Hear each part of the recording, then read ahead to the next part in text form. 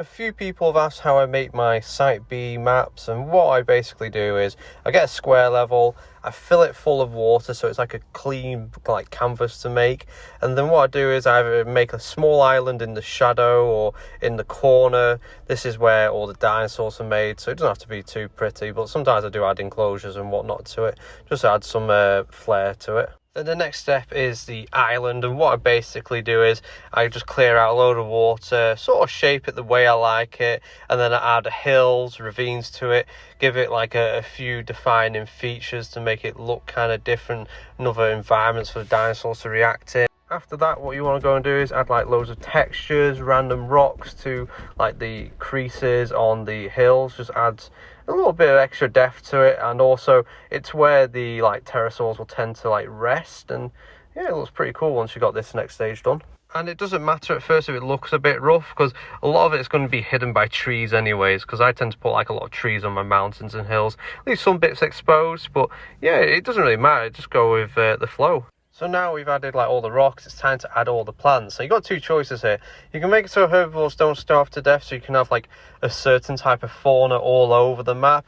Otherwise, what you're going to have to do is add like different types of like plant matter for all the different herbivores to eat, which I prefer doing anyways. It adds like variation to the island, makes it look a bit different. It also keeps like certain type of herbivores to like certain sections of the island, and yeah, as well, you can just play around with it. It makes it look cool. Like here I've got like these Mediterranean rocks that look like limestone.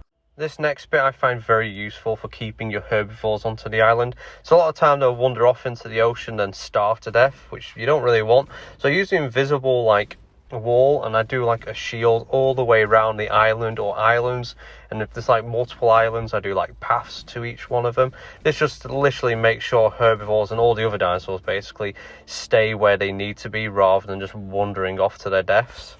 So that's the building of the island done. We now need to add the dinosaurs to the island, which is it's pretty simple. There's a few different methods of making it easier or longer, whatever you'd like.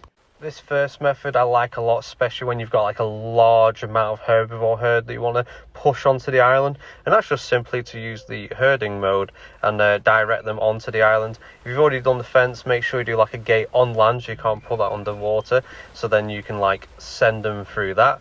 Otherwise, you can also do it before you put the fence all the way around the island and like herd them onto the center. But yeah, this is pretty useful with a large amount of like dinosaurs you want on the island at the same time.